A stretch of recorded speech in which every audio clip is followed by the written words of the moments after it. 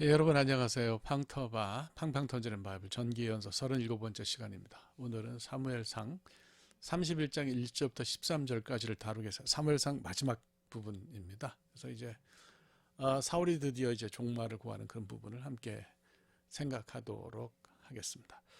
자, 13절이니까 내용은 길지 않아요. 내용 길지 않은데 마음이 굉장히 무거운 그런 본문이라고 할 수가 있죠.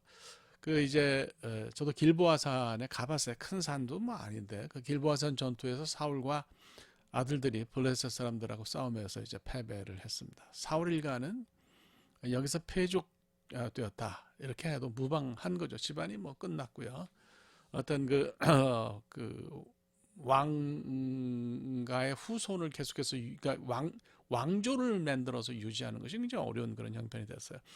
이스보셋이 이제 그 사울의 뒤를 이어서 왕이 되었지만은 나중에 그 부하들에 의해서 살해됐죠. 참 그런 역사가 굉장히 많아요. 안타까운 일이긴 한데 사무엘하 4장을 보면 이제 다음 주부터 우리가 사무엘하를 다룰 텐데 사무엘하 4장을 보면 이제 그것을 볼 수가 있는 거죠. 그 다윗과 아주 가까웠던 그 요나단의 아들이 무비보셋인데 중간에 이제 그 도망치는 와중에 사고가 나서 다리를 절었죠. 살긴 했지만 큰 영향을 발휘하지는 못했고요. 오히려 다윗이 그를 아주 극진하게 잘 후히 대접한 것을 볼 수가 있어요. 그래서 우리가 그 사무엘상 31장을 보면서 이제 한 가지 분명히 인식하는 것은 사울은 이제 사울 집안은 이제 몰락했다라고 하는 그런 내용이죠. 예. 그런 걸 볼 수가 있어요. 이제 우리가 관심을 갖는 것은 길보아산에서 사울이 이제 그 자결했다고 볼 수가 있어요. 그래서 과연 구약에서 말하는 이런 그 자결들이 어떻게 이해하고 받아들여질 수 있느냐, 뭐 이런 거를 볼 수가 있는데 오늘날 뭐 잠깐 살펴보면 오늘날은 그 오소독스 정통파라든지 컨서버티브 무슨 뭐 보수파나 혹은 개혁파 리폼 주리어즘이라 그러죠. 그러니까 오소독스 주리어즘이나 혹은 뭐 컨서버티브 주리어즘이나 뭐 리폼 주리어즘이나 이 문제에 있어서는 다 주장과 의견이 똑같습니다. 그래서 굉장히 중병에 시달리고 어렵고 그런 형편이라 할지라도 자살은 하나님 뜻이나 율법에 반하는 것이니까 허용하지 않는다고 하는 것이 허용되지 않는다고 하는 것이 그 유대교의 어떤 오늘날 모든 유대교의 어떤 그 입장이다 이렇게 볼 수가 있어요. 다만 이제 그 개혁파 그 리폼 주리어즘의 일부 랍비들이 뭐 그런 금지 사항에 대해서 그건 아니지 않냐 뭐 이렇게 이야기하는 분들이 있지만 그건 개인적인 의견이고요. 아직 공식적인 의견으로는 자살은 옳지 않다 이렇게 이야기하죠. 그래서 이제 그러면 사울의 자결을 어떻게 이해해야 될 거냐 하는 문제가 있어요. 유대교 전통 가운데는 살아서 하나님의 이름을 욕되게 하는 경우는 차라리 목숨을 끊는 것을 그게 더 낫다 이렇게 해서 그런 상황에서의 자결을 이해하는 입장이 있어요. 그러니까 이거하고 흡사한 것이 이제 그 마사다에서의 그 자결이라고 볼 수가 있죠. AD 73년에 로마군 10군단이 그 마사다의 공성로, 제가 마사다에 가보니까 그 옆에 아직도 공성로가 있어요. 굉장히 높기 쌓았더라고요.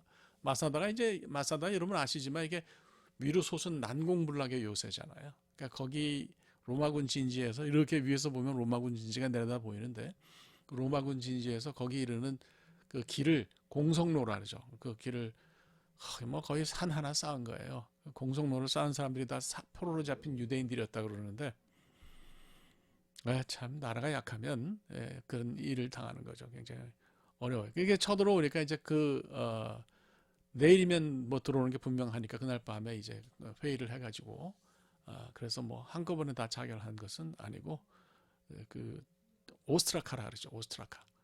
독일 파편에다가 이름을 써가지고 10명을 선택해서 그 10명이 나머지 사람들 다 죽이고 그 엄밀한 의미에서 이 사람들은 자결은 아니죠. 그 다음에 10명 가운데 또 나머지 한 사람 맨 마지막 남은 한 사람이 10명을 죽이고 자결했으니까 그 사람 혼자 이제 자결했다고 볼 수 있는데 다 함께 죽자라는 결정을 내린 면에서 이제 그렇게 볼 수가 있는 거죠. 마사다로 피신한 유대인들은 옳건 그르건 그들의 신앙과 신념을 지키기 위해서 이방국가 로마에 무릎 꿇는 것이 싫어서 이 길을 선택한 것으로 보이죠. 그래서 우리가 이제 이때 등장하는 것이 키두시 하셈이라고 하는 표현이에요. 셈은 이름이란 뜻인데 하 정관사가 붙으면 하나님 가리키는 거죠. 그래서 하나님의 거룩함 키두시 하셈 이름의 거룩, sanctification of the name.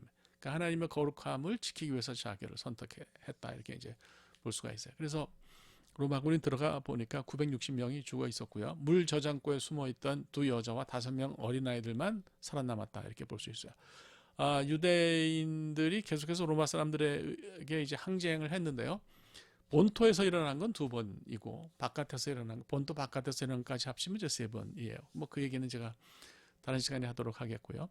원래 유대인 반란군이었는데 로마의 투항에서 살아남은 그 요세푸스라고 하는 우리가 잘 아는 이 사람이 유대 전쟁사라고 하는 7권에 달하는 방대한 책을 썼어요. 거기 보면 73년, 74년에 마사다 항쟁이 있었고 960명의 죽음으로 사건이 끝났다. 이렇게 이제 거기 기록이 되어 있는 것을 볼 수가 있어요. 그래서 나중에 이제 마사다가 발굴이 됐는데요. 마사다가 발굴이 되면서 역사적 사실을 부각이 됐어요. 거기 뭐 올라가 보면 대단합니다. 어떻게 그때 그렇게 거기 그 산 꼭대기에 그런 걸 만들어 놓고 살았는지 참 대단해요. 한편으로는 쫙 이렇게 동쪽으로 보면은 그 사해가 내려다 보이고 뭐 뒤쪽으로는 이제 그 유다 산지가 쭉 자리를 잡고 있는 곳에 이렇게 솟아 있는데 여러 가지 생각이 굉장히 많이 들었던 곳입니다. 뭐 하여튼 제가 긴 얘기는 그것에 대해서 긴 얘기는 하기가 어렵죠. 그래서 어쨌거나 거룩하신 이름, 곧 하나님을 위해서 몸을 더럽히지 않는 것은 할라카 전승, 할라카는 법인데 율법 전승에서 자사로 생각하지 않죠. 그래서 하나님 아닌 다른 것 때문에 스스로 죽으면 그건 옳지 않지만 하나님을 위한 자결은 나쁘지 않다고 하는 그런 입장이 있어요. 근데 오늘날도 그렇듯이 역사 속에서 모든 유대인이 다 그렇게 생각하지는 않았습니다. 그러니까 저마다 지닌 생각이 유대주의 안에서도 유대교 안에서도 많이 달랐어요. 마이모니데스라고 하는 사람은 이게 뭐 그 주 12세기경에 그 태어난 아주 그 유대교의 거두인데요. 이 사람은 람밤이라고 하는 모세 아들 라비 마이몬 이렇게 이제 그걸 줄여서 람밤이라고 부르는데 갈릴리에 가니까 이 사람 무덤이 거기 있더라고요. 그래서 참 그 정현호 목사님 안내를 받고 그 람밤의 무덤에 갔던 그 기억이 나는데 뭐 어쨌든 그렇습니다. 람밤은 그렇게 했어도 이 죽음이 옳지 않은 거라고 그래서 그 찬성을 안 했어요. 그러니까 이제 그 유대교 안에서도 이것이 갈리는데요. 저는 이제 개인적인 견해로는 어떤 상황이든지 스스로 목숨을 끊는 것은 그 할라카 전승에 그런 전승이 있음에도 불구하고 저는 기독교인이니까 기독교 신앙을 가지고 본다고 하면 그거는 옳지 않다 이렇게 말씀을 드립니다. 신앙을 가진 사람이면 하지 않아야 되는 일이다 이렇게 생각해요. 오죽했으면 그랬을까 하는 안타까움은 있죠. 그런 안타까움은 있지만 아닌 건 아닌 겁니다. 그래서 자살은 하면 안 된다. 저는 이렇게 생각합니다. 자, 아무튼 그런 얘기 끝에 제가 오늘 한 가지 딱 13장을 보면서 31장을 보면서 13절을 끝나는데 한 가지 느낀 건 뭐냐면 사울은 끝이었지만 이스라엘은 끝이 아니다. 이런 생각을 했어요. 그러니까 사울의 죽음으로 모든 것이 끝나고 이스라엘이 멸망했다면 모르겠는데 그게 아니죠. 다윗이 준비가 되어 있었고요. 여러 가지 어려움 속에서도 다윗은 나라를 잘 세워갔고 블레셋을 압도하는 그런 나라로 강한 나라로 만들었어요. 하고픈 얘기는 이겁니다. 하나님에게는 항상 플랜 B가 있습니다. 그래서 우리가 어떤 어려움을 당하거나 이게 정말 끝이네 라는 생각이 들었을 때 우리가 반드시 해야 하는 일은 하나님에게 있는 플랜 B를 찾는 일이죠. 어려움을 당해서 한쪽 문이 닫히면 반드시 어디 또 문이 열릴 거예요. 그걸 찾아야 되죠. 우리가 이제 이건 벌써 옛날 영화인데 사운드 오브 뮤직이라고 한 영화를 보면 그 마리아 수녀가 이제 폰 트랩 그 대령에게 청혼을 받아가지고 고민을 하다가 어떻게 하면 좋을지 원장 수녀를 찾아가죠. 그때 그 원장 수녀가 엘토로 그냥 우렁차게 부른 노래를 제가 지금도 잊지를 못하는데 그 말로 그런 얘기를 해요. 하나님은 한쪽 문을 닫으시면 반드시 다른 쪽 문을 여신다. 절망은 우리가 할 일이 아니고요. 제가 늘 말씀드리지만 배추는 포기는 배추를 셀 때나 쓰는 말이지 우리가 입에 담아서는 안 된다. 그래서 끝까지 우리가 잘 버텨야 된다고 생각을 해요. 한마디로 정리를 하면 거기서 얻는 어떤 우리가 스피리추얼한 그런 레슨이 있다고 하면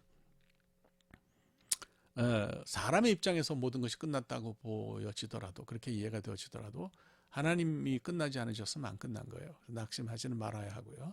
하나님에게는 플랜 B가 항상 있다고 하는 것을 우리가 좀 잘 기억할 수 있기를 바랍니다. 오늘은 뭐 여기까지 하겠고요. 그 자결 문제를 조금 다뤘는데 그거는 거기서 우리가 어떤 뭐 제 생각을 말씀드린 건데 뭐 분명한 제 생각인데 또 다른 어떤 그 전부의 견해를 다 이렇게 끌어안는 그런 이론을 만들 수는 없고요. 개인적인 견해를 피력했습니다. 자, 오늘 여기까지 하도록 하겠고요. 다음 주에 또 뵙도록 하겠습니다. 감사합니다.